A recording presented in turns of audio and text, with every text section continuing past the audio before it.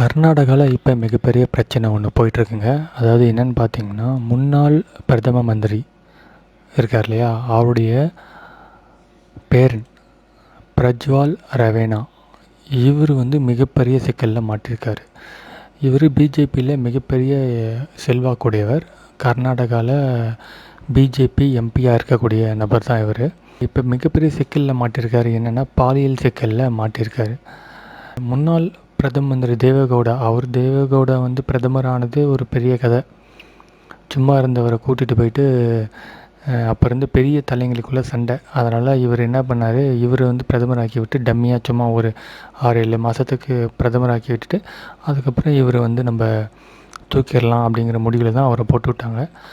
அதில் கொடுமை என்னென்னா, அவருடைய பேரன் பிஜேபியில் சேர்ந்து ஒரு பெரிய அரசியல் பண்ணிகிட்ருக்காரு. அதில் மிகப்பெரிய பிரச்சனை என்னென்னா, ஒரு பாலியல் வழக்கில் சிக்கியிருக்காரு.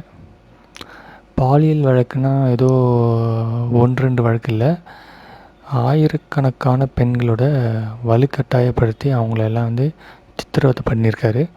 இது அந்த பெண்களே நிறைய வீடியோக்கள் இப்போ ரிலீஸ் பண்ணியிருக்காங்க. இப்போ மிகப்பெரிய சிக்கல் என்னென்னு பார்த்தீங்கன்னா, கர்நாடகாவில் தேர்தல் நடக்குது. இன்னும் 2ஆம் கட்ட தேர்தல் இருக்குது. இந்த சிக்கலில் பிஜேபி இப்போ மிகப்பெரிய சிக்கலில் மாட்டிருக்கு. ஆனால் இவர் இப்போ ஆள் அப்ஸ்காண்டு.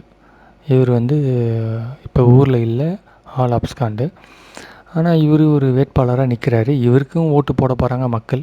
பாருங்கள், அந்த ஒரு ரிசல்ட் வந்த போது தான் தெரியும் இவருக்கு எத்தனை பேர் ஓட்டு போட்டாங்க அப்படிங்கிற விஷயம்லாம். ஆனால் இவர் கையில் மாட்டினார்னா போட்டு வெளுன்னு வெறுத்துருவாங்க, அது மட்டும் உறுதி. இவர் இப்போ சிக்கலில் மாட்டிருக்கிறது மிகப்பெரிய சிக்கல். இதுக்கப்புறமும் பிஜேபி இவர் வேட்பாளராக போடும் அப்படின்னா, பிஜேபியை விட ஒரு முட்டாள் யாரும் இருக்க மாட்டாங்க. இது பிஜேபியில் இவர் மட்டும் இல்லை, முன்னாள் முதலமைச்சர் எடியூரப்பா அவரும் இந்த பாலியல் சிக்கலில் இருக்கார். இது பிஜேபி கர்நாடகாவில் மட்டும் இப்படி தானா, தமிழ்நாட்டிலும் இதே மாதிரி தான். பிரபலமான சில மனிதர்கள், தமிழ்நாட்டில் இருக்க பிஜேபி பிரமுகர்கள் பல பேர் இதே மாதிரி தான் பாலியல் வழக்கில் சிக்கி அவங்க கட்சியை விட்டு நீக்கி அவங்க இப்போ ஆள் எங்கே இருக்காங்கன்னே தெரியாத அளவுக்கு போயிடுச்சு. இது தொடர்ந்து பிஜேபிக்கு இது ஊழல் வழக்கு அந்த மாதிரினா பரவாயில்ல, தொடர்ந்து பிஜேபிக்கு இந்த மாதிரி பாலியல் வழக்கு தொடர்புடைய நபர்கள் எம்பி வேட்பாளர்களாகவும் நிற்கிறது பிஜேபிக்கு ஒரு மிகப்பெரிய அவமானம். பிஜேபி ஏன்னா அடிக்கடி சொல்கிறது என்னென்னா, பாரத மாதா கி ஜெய் அப்படின்ட்டாங்க. இந்த மாதிரி பாரத மாதாவுக்கு ஜெயின்னு சொல்கிறவங்க இந்தியாவில் இருக்கக்கூடிய பெண்களை பார்க்கக்கூடிய நிலைமை எப்படி இருக்குதுன்னு பாருங்கள். இவங்கள ஒரு வேட்பாளராக நிறுத்தியிருக்காங்க. யோசிச்சு பாருங்கள். ஒரு பின்புலம் என்ன, அவர் யார் என்ன எதையும் பார்க்குறதில்ல.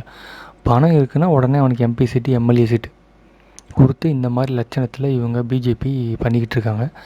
இது எங்கே போய் முடிய போகுதுன்னு தெரியல. இது போன்ற அரசியல் கட்சிகள் நம்ம நாட்டுக்கு தேவையா அப்படிங்கிறத கமெண்ட்டில் பதிவு பண்ணுங்கள்.